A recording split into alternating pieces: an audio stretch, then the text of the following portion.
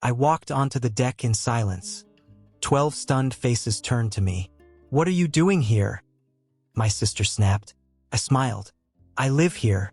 This is my house." Hey there. Before we dive in, let me ask, what are you doing right now? Maybe you're on a walk, cooking dinner, or just taking a quiet moment for yourself. Wherever you are, I invite you to lean in. Today's story takes us into the life of someone who was erased by her own family, cast out, misunderstood, and left to rebuild everything from nothing. But what happens when life brings those same people right back to your doorstep? Have you ever felt like the black sheep? Or been told your version of the truth didn't matter? If so, this one's for you. Stick around to the end and see how Rachel faces the ghosts of her past and redefines what family really means. And hey, if this story speaks to you, I'd be so grateful if you hit like and subscribe. I'm hoping to reach 1,000 subscribers soon so I can keep bringing more real, honest stories like this one to life. Thanks so much for being here. 7 years ago, I disappeared from my family's narrative. Here's why. My name is Rachel Maddox. I'm 32 now, but 7 years ago, I was the ghost no one in the Maddox family dared mention. We were once a picture-perfect clan, the kind you'd find in glossy holiday catalogs. Wealthy, well-mannered, and tragically photogenic.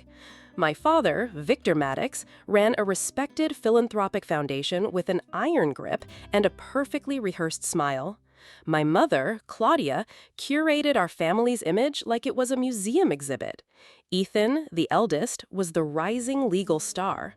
Juliet, the youngest, was everyone's darling with a trust fund and a diamond ring by 22.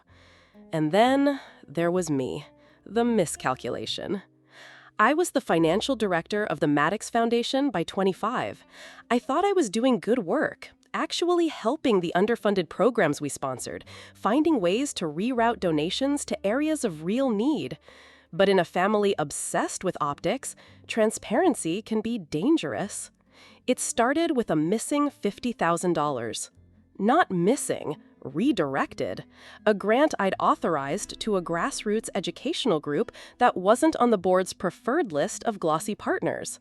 I'd made the call after visiting them in person, after running the numbers. It was the right thing. But when the board caught wind, spearheaded by a family friend with too much to lose if we looked too closely, suddenly, I wasn't Rachel, the gifted analyst. I was Rachel, the liability. My father called an emergency meeting. My mother didn't even make eye contact. And Ethan, he just sat there, blank-faced.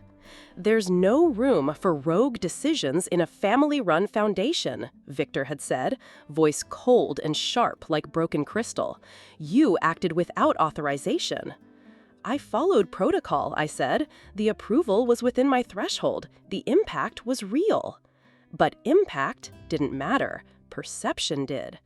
They never formally fired me. No, that would have meant acknowledging something went wrong.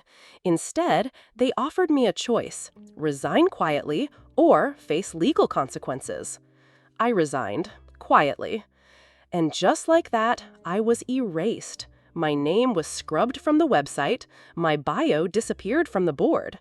Claudia spread word that I had taken a sabbatical for mental health. Ethan didn't return my calls.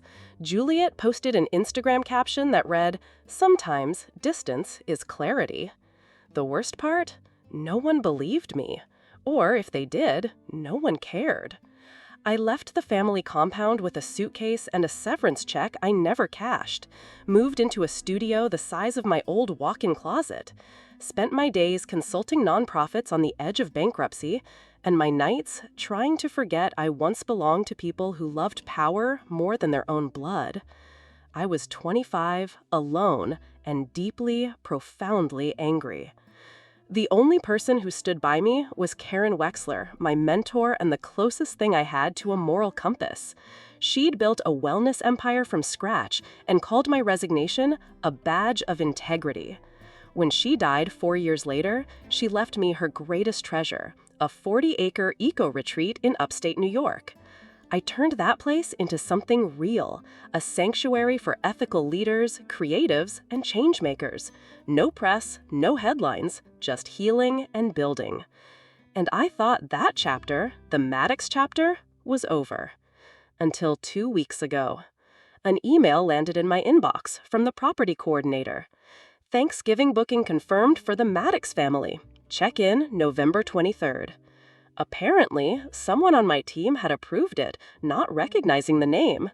The booking was processed anonymously through a third-party wellness travel company. All I had to do was decline. But I didn't. Because maybe I wasn't done with them after all. The thing about being erased is that at first, it feels like freedom. No expectations, no dinners with fake smiles, no pre-rehearsed speeches about family legacy or optics. I could finally breathe. But freedom is heavier than people think, especially when you're carrying it alone. My first year after leaving was brutal. I moved into a fifth-floor walk-up in Queens that smelled like burnt toast and regret.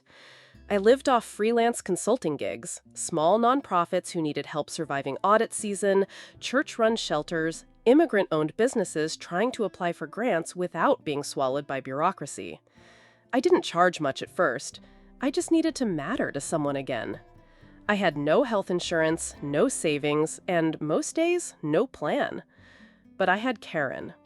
She'd been my professor in grad school, back when I was still pretending I'd be a hedge fund analyst. She saw straight through me. "Your heart's too loud for Wall Street," she once told me, sipping green tea in a rooftop cafe like she owned the skyline. "But you'll figure it out. Your rage is just your purpose looking for a target." Karen wasn't a saint. She was a strategic genius who built an entire wellness empire from nothing. She didn't coddle. She invested. She connected me with people who didn't care that I had the Maddox name, or maybe cared a little too much, but for different reasons. One connection turned into two. A talk I gave at a nonprofit finance summit got picked up on a podcast. An org in Seattle brought me in to restructure their donor pipeline. A women-led tech incubator flew me to Portland for a weekend retreat. I slept on couches. I collected business cards like candy. By year 3, I had a wait list. The irony? I became exactly what my parents accused me of pretending to be: indispensable. Just not to them. Karen was there through it all. She invited me to stay at her home in upstate New York when I needed rest. That home turned out to be a sprawling estate tucked into the trees with solar panels, hiking trails, and a main lodge that smelled like cedar and serenity. "This land saved me," she said once, as we walked the ridgeline at dusk. "And one day, it'll save someone else." I didn't know she meant me. When she died, pancreatic cancer, swift and merciless, I wasn't prepared for the loss. But I was even less prepared for what her attorney handed me: a deed to the entire estate, plus a maintenance trust to cover the first 5 years. "She wanted you to keep it out of corporate hands," he said. "She believed you'd know what to do with it." I didn't, not at first. But I moved in anyway. I started small: weekend retreats for burned-out nonprofit staff, silent residencies for mission-driven founders.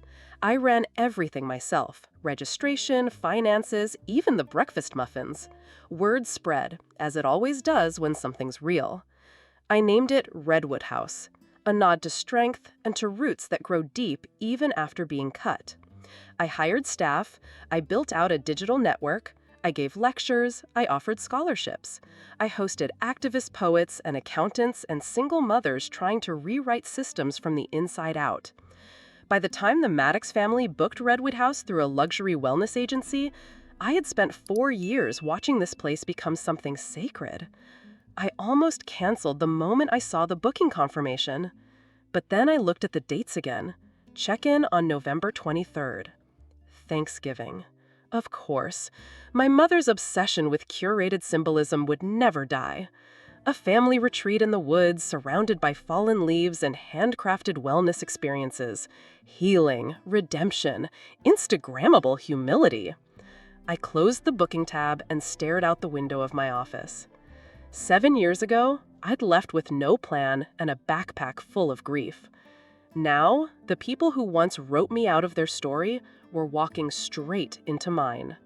And for once, I wouldn't be the one hiding. They arrived exactly on schedule, because of course they did. The itinerary had been submitted weeks in advance, along with a list of dietary preferences, activity requests, and room assignments. A personal assistant named Naomi handled all communication. No Maddox ever spoke to anyone directly. That would require humility. The guest list. My parents, Victor and Claudia, my brother Ethan, his wife Michelle, and their twin boys, my sister Juliet, her husband Miles, and their 3 young daughters. A few scattered aunts and cousins. 18 in total, a curated ensemble cast. When Naomi listed the family name as Maddox Private, my operations manager didn't make the connection. Why would she? I don't use my last name professionally anymore. Still, I could have stopped it. I could have picked up the phone and said, "This is a mistake." But I didn't. I let it unfold. Redwood House isn't a hotel. It's a sanctuary, intentionally quiet, intentionally slow. No TVs, no catered opulence. Guests cook their own meals or work with a nutritionist.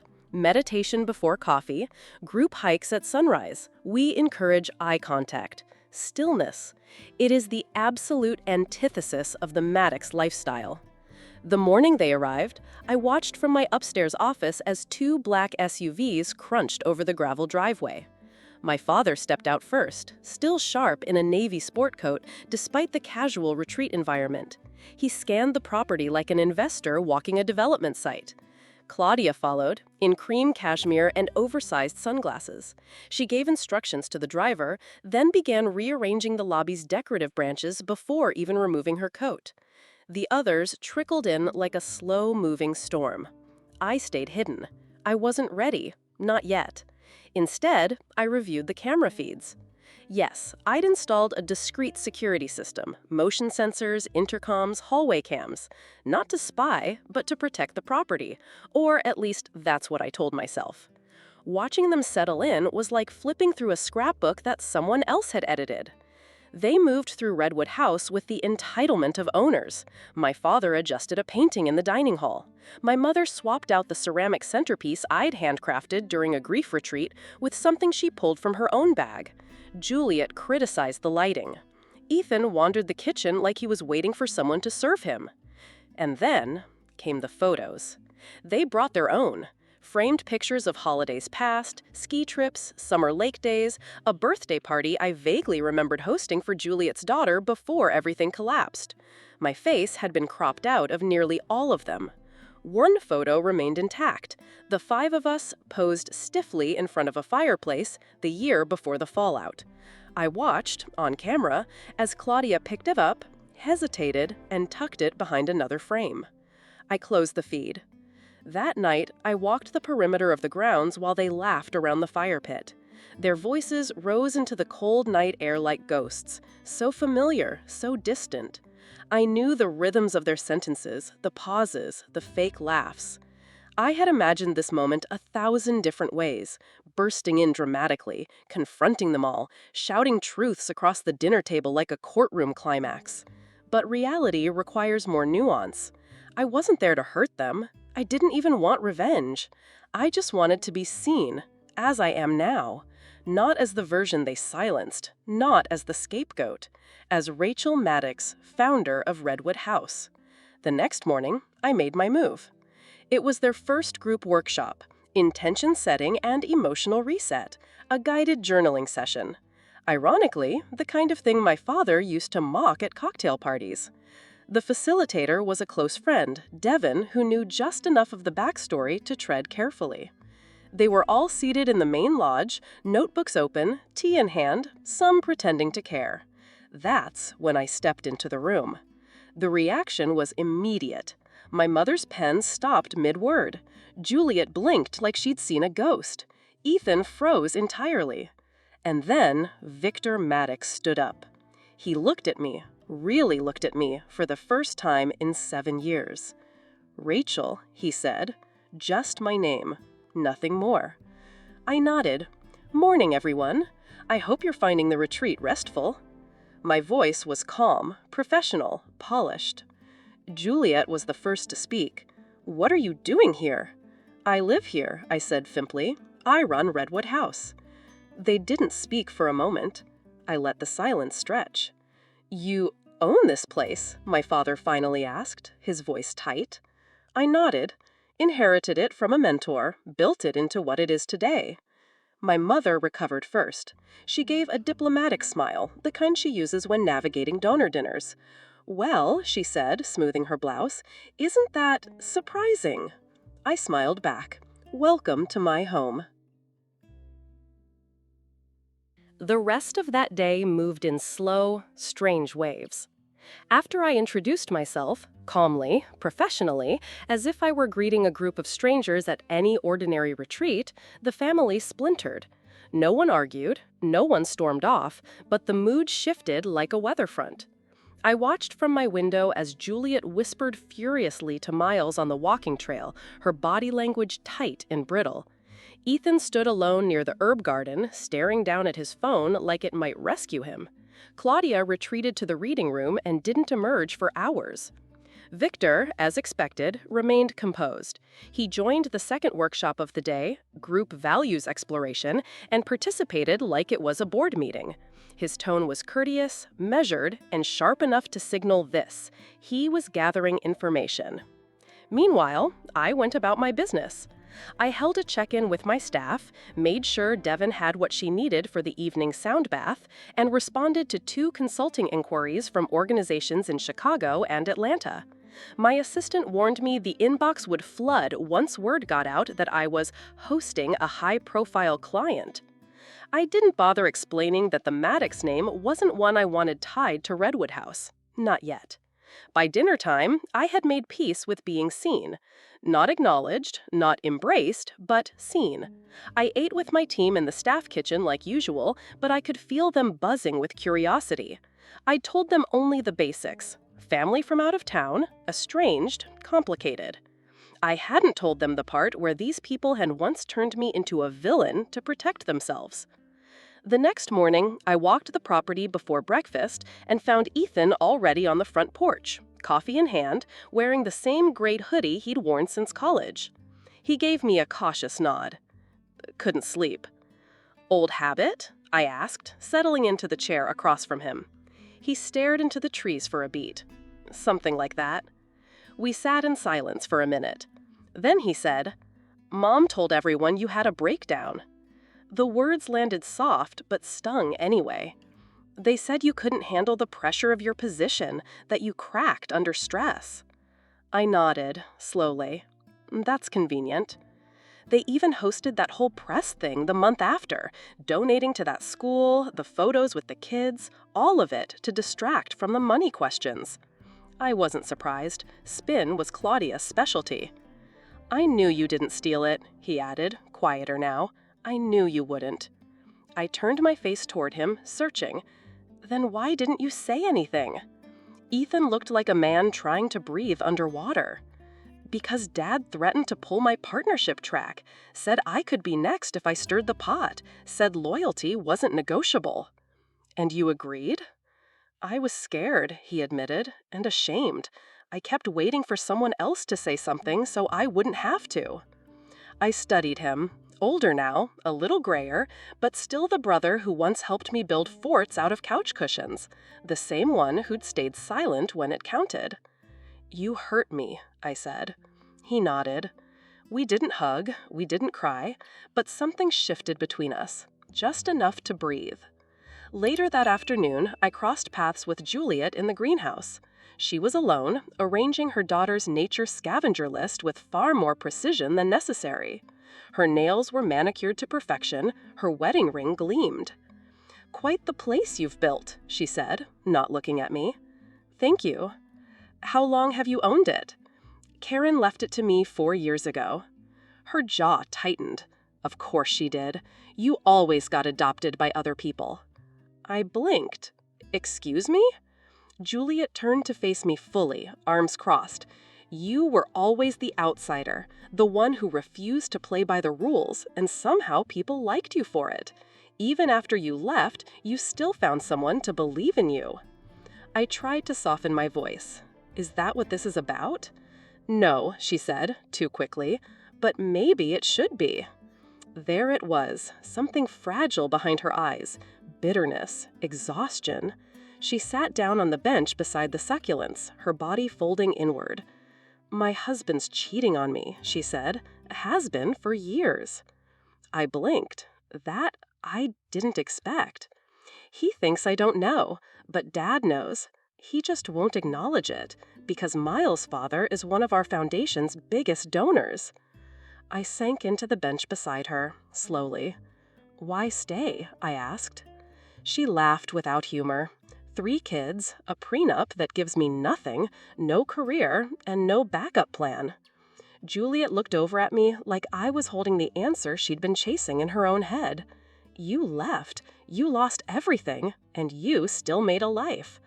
It wasn't easy, but it was yours." We sat in that greenhouse together, surrounded by growing things.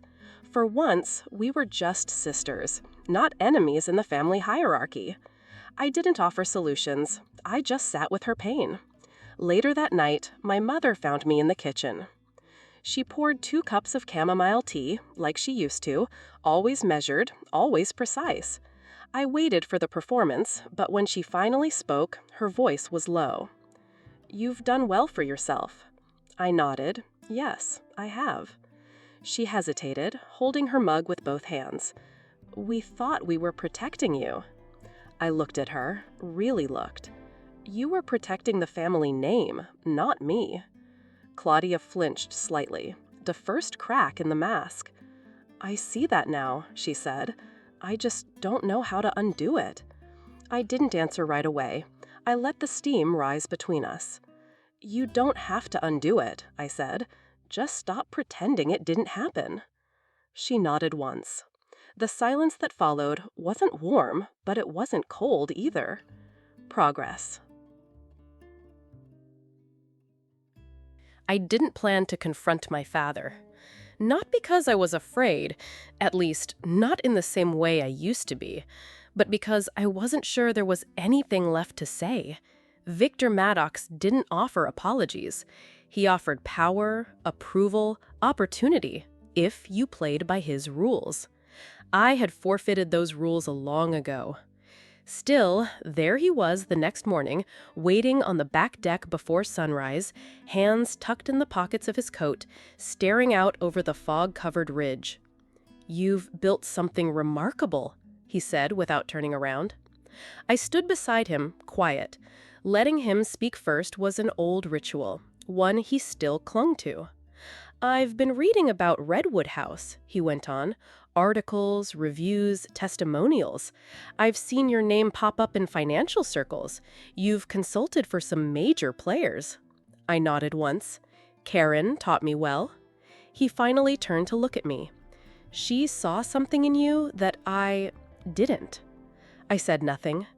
Victor Maddox was not a man who showed cracks, but this version of him looked tired. His voice carried less weight. The lines around his mouth had deepened. "You remember the missing $50,000? He asked. As if I could forget. "It wasn't you," he said, jaw tightening. I knew it then. But admitting it would have forced the board to acknowledge mismanagement. We would have lost donors, confidence. You were the simplest solution. I exhaled slowly. Not shocked, just hollow. "So you sacrificed me," I said, "for optics?" "I made a calculation," he replied, "and it was wrong." There it was.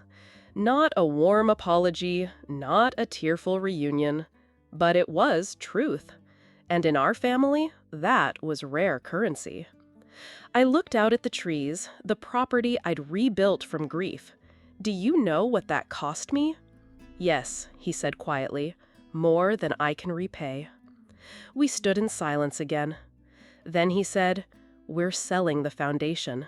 That pulled my attention back. What? "We can't sustain it. The board's fractured, donations are down. My health isn't helping."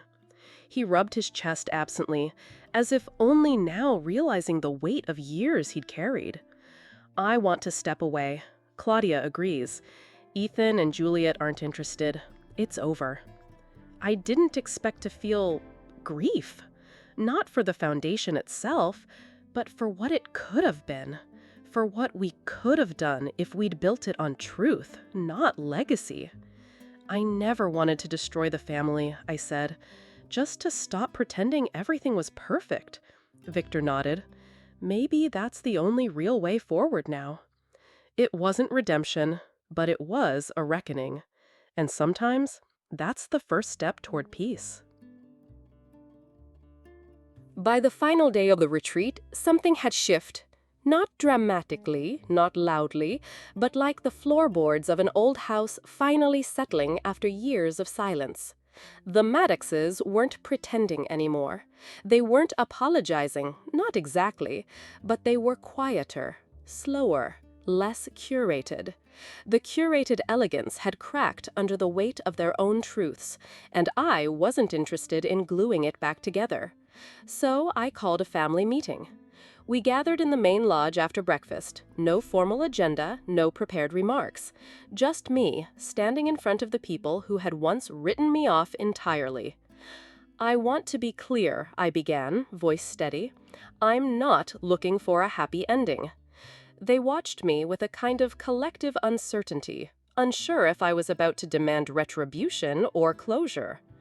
I'm not here to forgive everything. And I'm not asking to be forgiven either, I said. Too much has happened, but I am open to something new, something honest. Victor sat with his hands folded, unreadable as always. Claudia leaned slightly forward, her tea untouched. Ethan watched me like someone finally trying to understand. Juliet stared out the window, expression tight. This isn't about going back, I said. It's about going forward, with boundaries. Juliet scoffed softly. So we just forget the past 10 years? No, I replied. We acknowledge them. That's the only way we move forward. I laid it out plainly. Holiday phone calls, if both sides want them. Occasional dinners when I'm in the city. No pretending we're something we're not, but also no more erasing what actually is. A relationship by mutual choice, not obligation. If someone didn't want that, I wouldn't push. I wasn't rebuilding a family out of guilt. I was building something new, on my terms. Then I turned to the one person who'd quietly made all of this worth confronting. Lily, I said, locking eyes with my teenage cousin, has a remarkable eye for photography. If she's interested, I'd like to mentor her. Her eyes lit up before her mother could object. I am, she said quickly, almost standing. I really am. A murmur rippled through the room. My aunt hesitated, but didn't push back, not in front of all of us. We broke for lunch afterward, and no one rushed out the door. It wasn't warm, but it wasn't cold either. There was space now, space where walls used to be. That night, as bags were packed and rooms cleared, Ethan found me on the porch. I meant what I said, he told me, about staying in touch. I know. I'm sorry I didn't stand up for you. You're doing it now, I said. That's what matters. He hugged me, not stiff or obligatory, but real. Juliet followed later. She didn't say much, just, thanks for the hospitality. You're welcome, I said. Bring the kids sometime. They should know their aunt. She nodded, not quite in agreement, but not a rejection either. Claudia hugged me last. It was brief, hesitant, but more than I ever expected. We'll talk soon, she said. We will, I replied, and for the first time, I believed it. Victor lingered. He didn't hug me, but he did shake my hand, then pulled me into a one-armed embrace that said everything he couldn't. I'm proud of what you've built, he said. I should have told you that a long time ago. You just did. They left in waves, like the tide. And then the house was quiet again. But it wasn't empty. That Thanksgiving night, I hosted a new kind of gathering. Friends, colleagues, a few of Karen's former clients, and yes, Lily. She brought her camera and sat beside me during dinner, asking questions, showing me her early shots. She reminded me of me, hungry for truth, for story, for light. As the night wound down, I stepped out to the porch alone. The wind was sharp. The stars were bright. And for the first time in a decade, I felt the quiet, not as exile, but as peace. I hadn't just survived being erased. I'd rewritten the ending, on my terms. So, what did you think? Maybe you saw yourself in Rachel, or maybe you recognized someone you've lost, or someone you've become.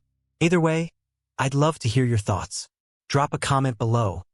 Your reflections, your reactions, your that hit me hard moments. And if this story stayed with you, if it made you feel, think, or even just pause, go ahead and hit that like button. Subscribe so you don't miss the next story waiting just around the corner.